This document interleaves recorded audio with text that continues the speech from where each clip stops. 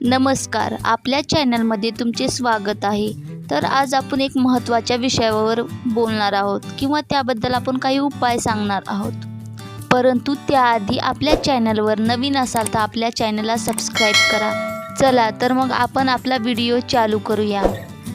मला ताण येत नाही ही गोष्ट म्हणणं अगदी चुकीचं आहे. कारण कोणाला कुठं ना कुठं आणि कसा ना कसा थोडा का होईना पण ह्या ताण स्ट्रेस हा असतोच. कारण जीवन हे असंच असतं. ताण वगैरे जीवनामध्ये प्रत्येकाच्या प्रसंगाला कधी ना कधी येतच असतो. तर त्यामधला पहिला उपाय असा आहे की आपण व्यायाम करायला हवा. सकाळी उठल्याच्या नंतर व्यायाम केल्याने डोक्यातील टेन्शन, स्ट्रेस, ताण तणाव हा कमी होतो. मग हा व्यायाम करायचा तरी कोणता? तर आपल्या आवडीनुसार आपल्याला ज्या प्रकारचा व्यायाम आवडतो त्या पद्धतीने आपण व्यायाम करायचा. कोणाला धावायला आवडत असेल, कोणाला प्राणायाम आवडत असेल, कोणाला सूर्यनमस्कार आवडत असेल, कोणाला मेडिटेशन आवडत असेल.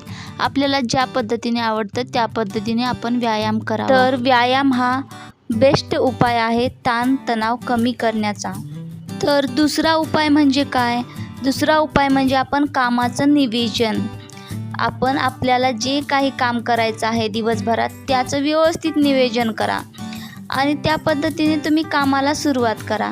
आपण जर कामाचं योग्य नियोजन केलं तर आपण त्याच वेळी ते काम पूर्ण करू शकतो आणि मग आपल्याला स्ट्रेस पण येणार नाही. त्यामुळे कामाचं योग्य नियोजन करणं खूप महत्त्वाचं आहे आणि त्या पद्धतीने काम करणं.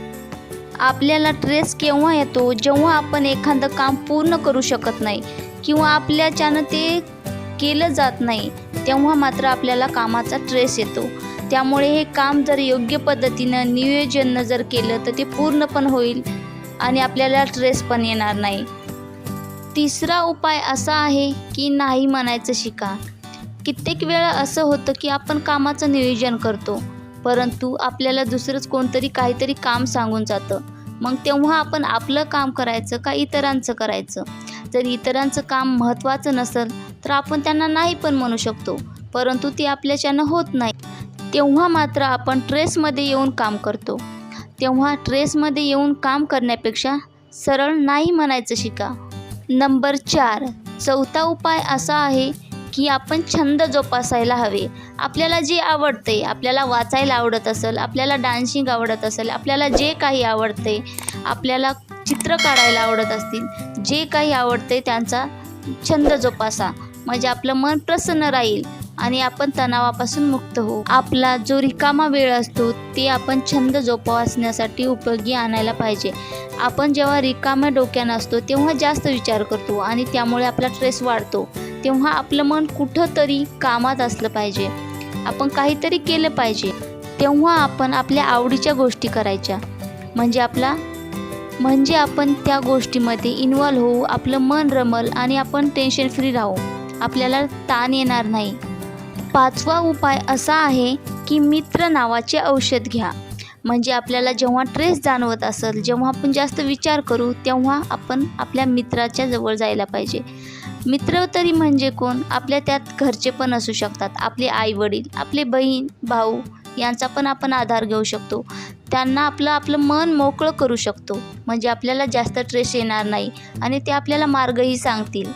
आपल्याला ज्या गोष्टीचा ताण येत आहे, ज्या गोष्टीचं आपल्याला टेन्शन येत आहे त्या गोष्टीवर ते मार्ग किंवा सोल्युशन सांगतील. त्यामुळे आपण टेन्शन फ्री होऊ. Point number 6. तर 6वा पॉईंट असा आहे की खळखळून हसा. हसल्यामुळे आपला ताण कमी होतो, आपला स्ट्रेस कमी होतो, आपलं मन शांत होतं. त्यामुळे आपण हसायला पाहिजे. कित्येक जणांना आपण असं पाहतो की कितीही जोक झाला, काहीही झालं तरी ते हसत नाहीत. त्यामुळेच ते टेन्शनमध्ये जास्त राहतात. हसल्यानं आपलं मन मोकळं होतं, माइंड एकदम फ्रेश होतं. त्यामुळे आपण हसायला हवं. वेळ प्रसंगी नक्कीच हसायला हवं. पॉईंट नंबर 7, लास्ट पॉईंट असा आहे की सकारात्मक विचार करा. काही जण असे असतात की एखादी गोष्ट होण्याच्या अगोदरच ही गोष्ट कशी होईल, आपलं काय होईल, कसं होईल याचा अगोदरच विचार करतात. म्हणजे ते निगेटिव्ह विचार करतात. त्यामुळे ती अगोदरच स्ट्रेस घेऊन बसतात, अगोदरच ताणतणावामध्ये जीवन जगत असतात. त्यामुळे निगेटिव्ह विचार न करता पॉझिटिव्ह विचार करणं यामध्ये खूप महत्त्वाचं आहे. त्यामुळे निगेटिव्ह विचार करणं सोडून द्या, सकारात्मक विचार करा. हे आहेत हे 7 उपाय. हे 7 उपाय आपण जर आपल्या जीवनामध्ये अंमलात आणले तर आपण ताणतणावापासून नक्कीच दूर राहू शकतो किंवा कमी करू शकतो. आपण याची पुन्हा एकदा समरी पाहूया. पहिली गोष्ट म्हणजे नियमित व्यायाम करावा. दुसरी गोष्ट कामाचे नियोजन करावे. तिसरी गोष्ट नाही म्हणायचं शिका. चौथी गोष्ट म्हणजे छंद जोपासा. नंबर 5 मित्र नावाचे औषध घ्या. नंबर 6 खळखळून हसा. नंबर 7 सकारात्मक विचार करा. हा व्हिडिओ नक्की उपयोगी ठरेल. व्हिडिओ आवडला असेल तर व्हिडिओला लाईक करा. चॅनलवर नवीन असाल तर चॅनलला सबस्क्राईब करा. तर भेटूया पुढच्या व्हिडिओमध्ये. Thanks for watching.